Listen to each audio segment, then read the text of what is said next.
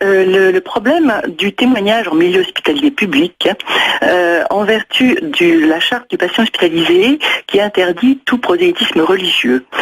Tout ce qui peut considérer réserve vis-à-vis de l'avortement d'une part et bien sûr de la contraception également, est considéré quasiment automatiquement par la plupart des médecins, en particulier impliqués en gynécologie, comme une objection de catholique, et donc peut tomber sous le coup de cette interdiction de la charte.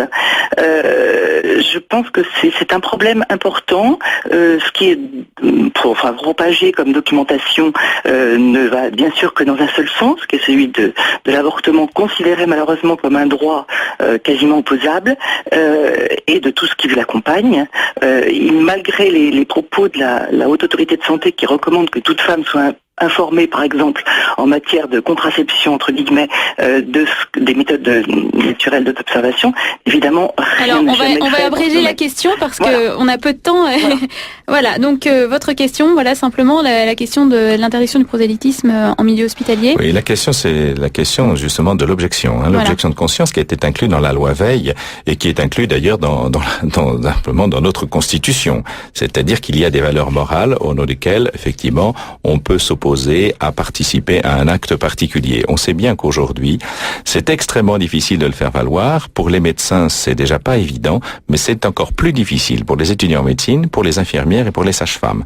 Beaucoup de plaintes viennent jusqu'à nous en disant mais on n'arrive pas à pouvoir faire valoir ce droit à l'objection de conscience, tout simplement parce qu'on nous dit effectivement que on appartient à une religion. Mais il n'y a pas seulement que la religion, parce qu'il y a aussi beaucoup de gens qui ne sont pas religieux, qui n'appartiennent pas à la religion chrétienne ou catholique, qui effectivement pensent que la vie commence dès le commencement et doit être effectivement défendue. Alors c'est un petit peu court effectivement de la résumer par la position de l'Église catholique, parce que ce n'est pas seulement ça. Mais la vraie question, c'est celle de l'objection de conscience. Oui ou non, a-t-on le droit de faire valoir une objection de conscience, sachant que cette objection de conscience fait partie d'un article du Code de déontologie médicale, clairement précis. Et d'ailleurs, c'est une obligation, puisque vous savez que les médecins nazis, quand ils ont été condamnés, pourquoi ils ont été condamnés? Ils ont été condamnés parce qu'ils n'ont pas fait valoir leur droit à l'objection de conscience. Et ça, c'est la première fois dans l'histoire des hommes qu'on voit ça, parce que ils ont dit mais nous on a obéi aux ordres, tout simplement. Et alors on leur reproché d'avoir obéi aux ordres, c'est-à-dire qu'il y a des valeurs supérieures aux lois humaines qu'on doit faire valoir pour mettre en œuvre une objection de conscience. Et ils ont été condamnés parce qu'ils n'ont pas mis en œuvre l'objection de conscience. Et Jean 23 dans Pacem in Terris rappelle l'obligation pour tout homme et spécifiquement pour tout chrétien, de faire valoir une objection de conscience quand les lois sont iniques. Et donc, il faut le dire et le redire de façon que, justement, on ne nous enferme pas dans des catégories comme on le fait maintenant pour pouvoir obliger les gens à faire des actes qu'ils réprouvent. Docteur Bléau, un petit complément? Appel à l'objection de conscience. Dans le serment d'Hippocrate, il est dit que l'avortement, il a été changé après la loi Veil, mais initialement il était dit que l'avortement était condamnable.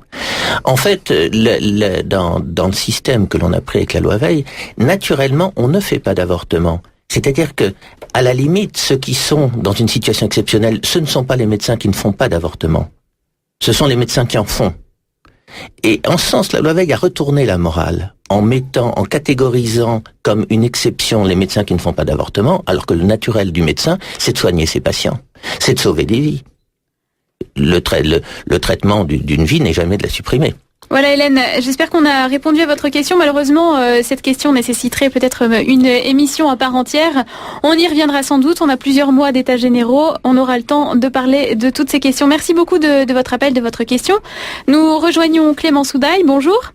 Bonjour Elodie. Vous êtes donc en direct de l'avenue de Breteuil à la conférence des évêques de France qui tient en ce moment même sa conférence de presse. Elle est présidée par Monseigneur Dornelas, archevêque de Rennes, président du groupe de travail sur la bioéthique. Alors, comment les évêques se positionnent-ils sur le débat ? Alors les évêques qui se positionnent surtout dans une attitude de dialogue. Monseigneur Dornelas a beaucoup insisté là-dessus en disant que c'était le meilleur moyen de faire avancer les choses. Donc un dialogue mais constructif et fouillé, c'est-à-dire que les évêques ont travaillé sur 7 dossiers qui sont les 7 thèmes retenus par le Conseil des ministres pour ces états généraux de la bioéthique. Ils ont travaillé en lien avec 350 personnes qui ont contribué à l'élaboration d'un outil qui est un livre qui s'intitule Propos pour un dialogue, bioéthique Propos pour un dialogue, qui reprend donc ces 7 thèmes avec des arguments qui abordent le domaine juridique, médical, scientifique et pastoral. C'est un dialogue donc entre ce que dit l'Église, ce que disent les parlementaires, ce que disent les scientifiques, et Monseigneur Dornelas espère ainsi faire aboutir une voie française de la bioéthique, a-t-il dit. Vous savez, il a dit que c'est cet après-midi que Roselyne Bachelot présente c'est un point sur les états généraux de la bioéthique. Les états généraux. Et c'est un peu le hasard qui a fait que la conférence de presse des évêques se tenait ce matin, mais finalement, Alors Clémence, je vous arrête tout de suite. Ce n'est pas le hasard. Monseigneur Aupetit nous fait signe, c'est la providence. Oui, c'est vrai. Monseigneur Aupetit a tout à fait raison. Mais voilà, Monseigneur Dornelas a bien souligné qu'il n'avait pas fait exprès, mais que ça tombait très bien. Et donc il dit qu'il espère faire aboutir une voie française de la bioéthique, en espérant que ses propos de dialogue, grâce à l'Église, porte un fruit.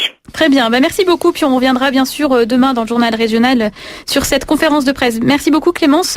Monseigneur Aupetit, vous avez le livre en main justement, ce livre intitulé, donc on le redit, on pourra tous y accéder, Bioéthique, Propos pour un dialogue, rédigé par Monseigneur Pierre Dornelas et les évêques du groupe de travail sur la bioéthique, paru chez Le Tillieu, des Clés de Brouwer. Alors, vous l'avez eu en avant-première ce matin.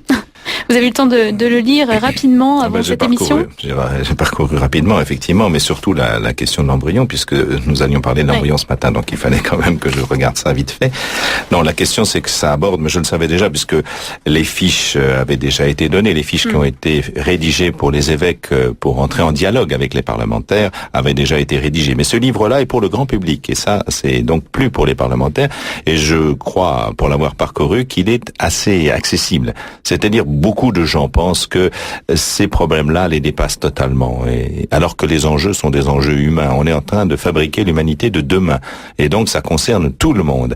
Ce livre-là a été fait pour qu'il soit accessible à tous, et vraiment, et en le lisant, je crois vraiment, même si effectivement c'est un domaine que je connais un peu, mais qu'il est accessible à tous et que tout le monde pourra s'en parler du sujet en ayant les éléments pour la réflexion, parce que ce qui est lancé là, c'est effectivement qu'il y ait un vrai dialogue, mais pas seulement un dialogue entre spécialistes, justement, où le grand public se dirait, c'est une affaire de spécialistes, nous on n'y est pas. Non, c'est vraiment pour que le grand public s'en empare et dise aussi ce qu'il pense par rapport à tous ces problèmes-là. Donc ce dialogue ne doit pas seulement être à un certain niveau, mais tous doivent se sentir concernés, parce qu'il s'agit là, effectivement, de l'avenir de l'humanité.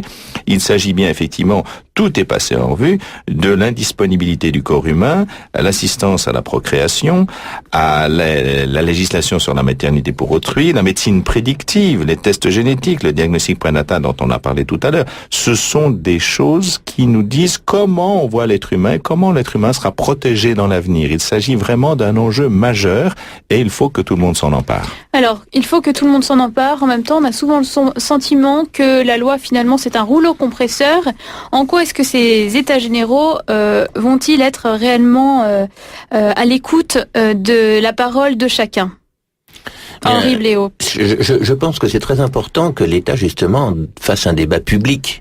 Ne restreigne pas le débat à une série de spécialistes, d'autant plus que dans les thèmes qui sont abordés, il y en a même certains où on est très directement concerné. Beaucoup ne se sentent pas trop concernés par l'embryon, c'est déjà du passé pour nous. Mais par contre, sur la fin de vie, sur les greffes d'organes, nous sommes tous concernés au jour le jour. Or, cet ouvrage aborde tous ces problèmes-là. Les lois, la révision des lois de bioéthique aborde tous ces problèmes qui sont du quotidien. Vous dites qu'on ne se sent plus concerné par l'embryon. En même temps, ça reste quand même... Ça reste quand même un sujet sur lequel il y a des enjeux, ou est-ce que tout est déjà joué finalement? Non, c'est pas dans ce sens-là. Je veux dire que moi, en tant qu'embryon, je ne risque plus ma vie. J'ai passé ce stade, donc c'est pour les autres. Au moment de la discussion sur la loi sur l'avortement, quand la loi a été votée, j'étais avec un groupe de médecins et on était un peu découragés et on s'est dit il faut qu'on commence à préparer tous les problèmes qui vont se poser avec l'euthanasie. Et on avait un psychanalyste dans notre groupe qui nous a dit non, vous inquiétez pas, ça va pas arriver tout de suite. Alors on lui dit mais pourquoi? Il a dit mais parce que l'euthanasie, nous sommes tous concernés, les sénateurs, tout ça, ils vont être beaucoup plus prudents avec ça. L'embryon, ça concerne les autres. Et viscéralement, c'est un petit peu dur ce que je dis, mais viscéralement c'est quand même vrai. Quand notre peau est concernée, c'est un peu différent. Quel conseil est-ce que vous donneriez donc à toutes les personnes qui vous entendent, qu'elles soient catholiques ou non d'ailleurs, parce que nous n'avons pas que des auditeurs catholiques, en tout cas qui sont convaincus du message que vous venez d'évoquer.